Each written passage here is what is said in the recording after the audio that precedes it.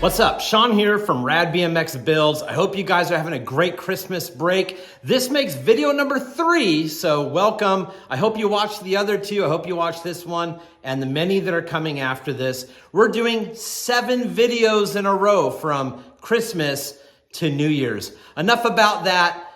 This video is about rare bikes. What makes a bike rare? And if it's rare, is it valuable? Can you have a rare bike that's not valuable? Possibly. I have a lot of bikes in my collection currently, and I've had a lot of bikes come and go, but I want to talk to you about a never-ending question that I get. What's the value of my bike? What is my bike worth? We'll get into that because we're going to talk about rare bikes, valuable bikes, collectible bikes, and I got them all. Not every single bike, not every single make, model, year, but I've had a lot of them. I have a lot of them now, and we're going to talk about it. All right, what makes a bike rare? It could be the year, the make, the model, collectability of that bike by being a popular bike. Those are all things that are factors that are looked at when trying to determine whether a bike is a rare bike. This bike behind me is old. It's a name brand bike. It's heavily sought after and people have a connection to it. So would that be considered rare? Possibly because of the age and the number that went into production and how many are still out there. Is it desirable? I think so because of the brand, the condition, the overall look, and maybe the connection that people had to it growing up. Is it valuable? Well, I think it would be valuable because of the condition, the year, the make, the model, and the parts that are on the bike. You can have the same bike in terrible condition with really bad parts and the value be dramatically altered because of that. But this bike, a 1979 Redline MX2, is in pristine, restored condition. And we're going to talk about restored versus OG in a little bit when I show you another bike. But this restored 1979 Redline has a very popular color palette. It has awesome parts on it. It's a great year, a great model, and a great make, Redline. I mean, everyone's heard of Redline. It's very desirable, especially the older ones like this. It's a race bike, not a freestyle bike, and those are 2 separate things. So don't try to lump everything into one BMX basket, if you will. I think this bike right here, my 1979 Redline MX2, is a fairly rare, a popular, a desirable, and semi-rare, valuable bike.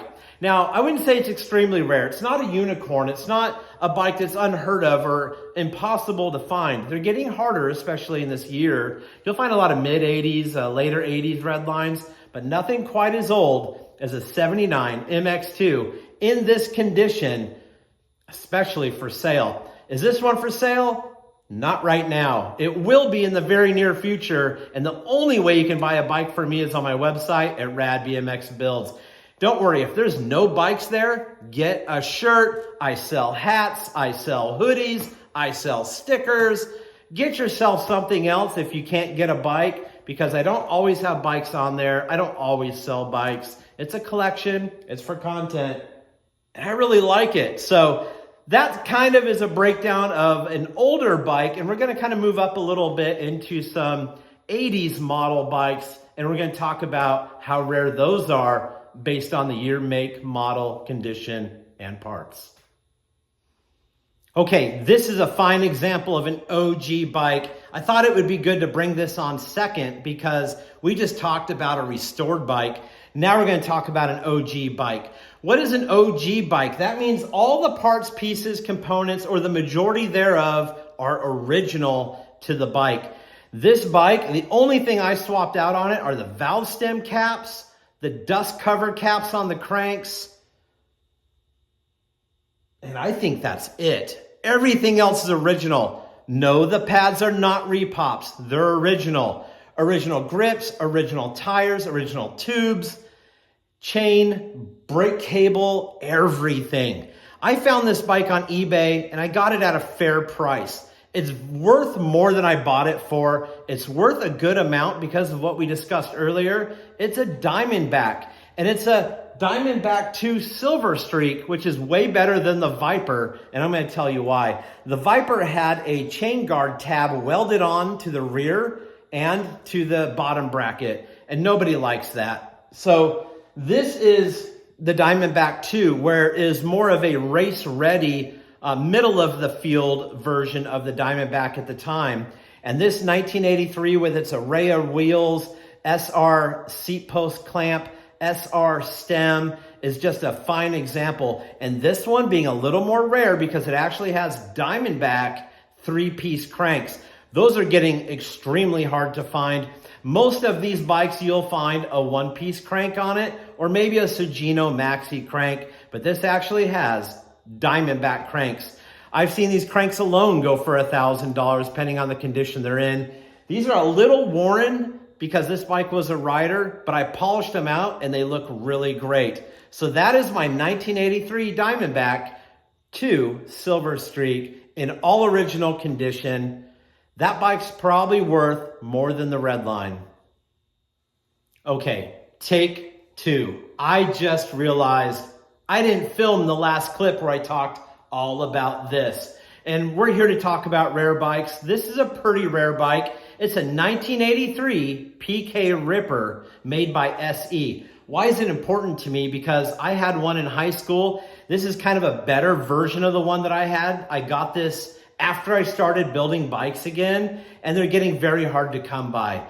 Yes, the original loop tail SE PK Rippers are worth much more than the reproduction loop tail PK Rippers. These old bikes are highly sought after, and they're getting pretty rare because it's an aluminum bike. A lot of them broke, cracked, were repaired, welded, and so they're just not out there in good condition in the numbers that we wish they were, which makes them a little more desirable, harder to get. And everybody loves a PK Ripper. I get asked all the time in the comments, like, is that PK Ripper for sale? Is it for sale? No, man, it's not. This one is forever going to be in the collection. If I decide to sell off RADBMX Builds, this stays with me. So I'm not going to be selling it. But what I like so much about this bike particularly is the color combination.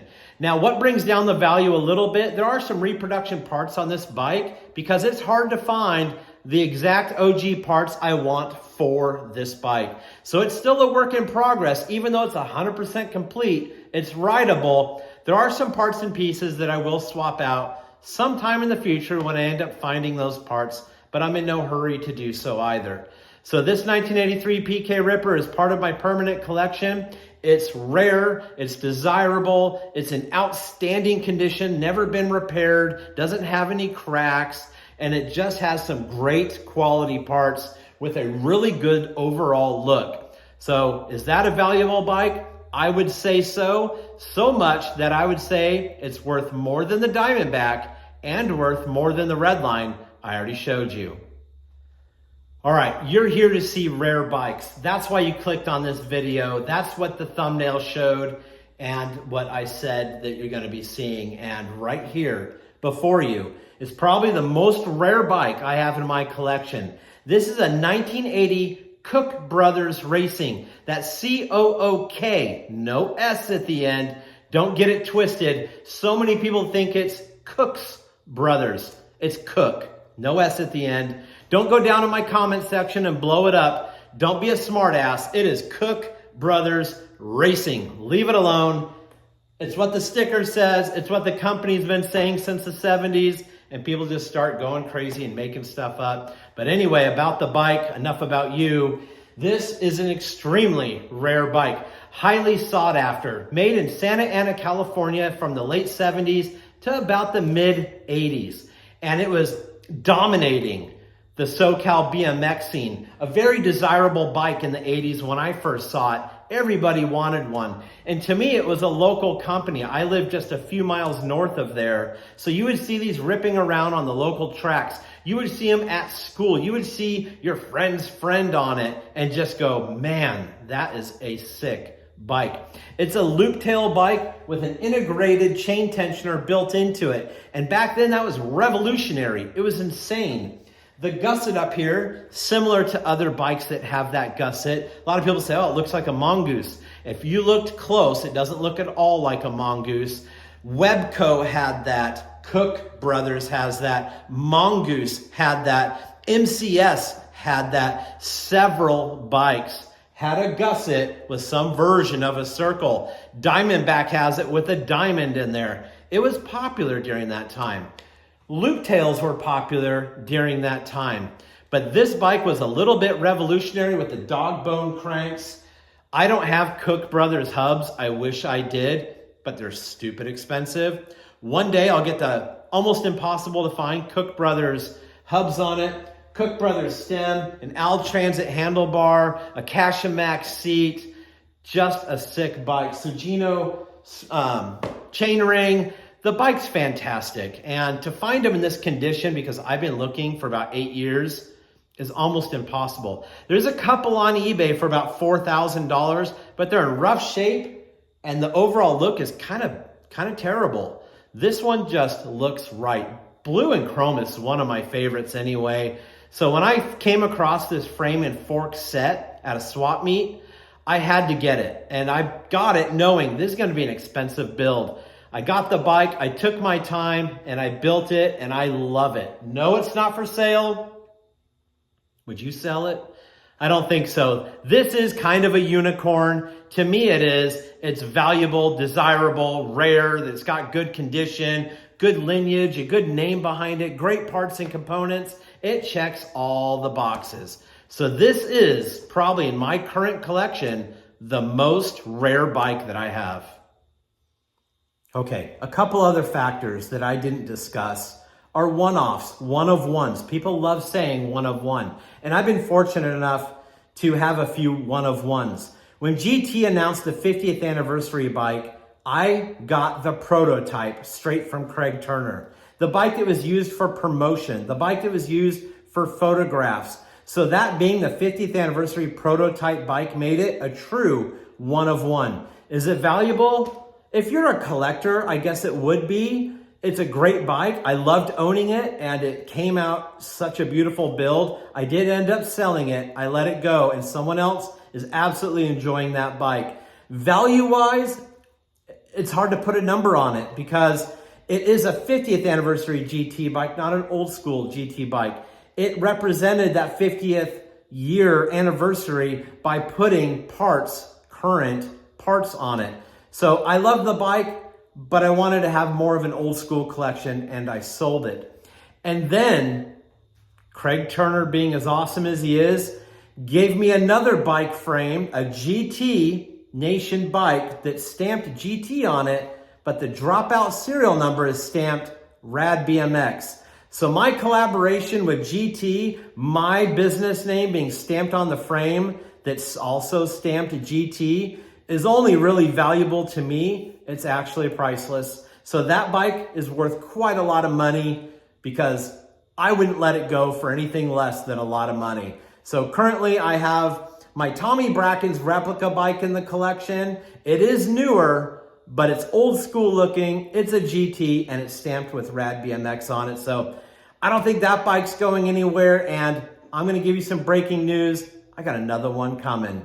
I have Craig Turner right now, I just talked to him on the phone, building me a one-off that'll be coming very soon to this channel. So make sure you hit the subscribe button because we got a lot more videos coming. This was only day 3 of 7 of daily uploads for Christmas. And I got some bikes coming. So you just found out about the Craig Turner GT build. I also got a Pro Class. That's right, a Mongoose Pro Class is coming. It's already been paid for. Who knows when it's going to get here? It's the holidays. It could be coming any day on FedEx or it could be 2 weeks from now. I don't have a clue. But you'll find out if you subscribe because I will upload a video of it. I hope you guys are having a rad Christmas break. If you like these videos, please give me a thumbs up and leave me a little comment down below. And as always, stay rad.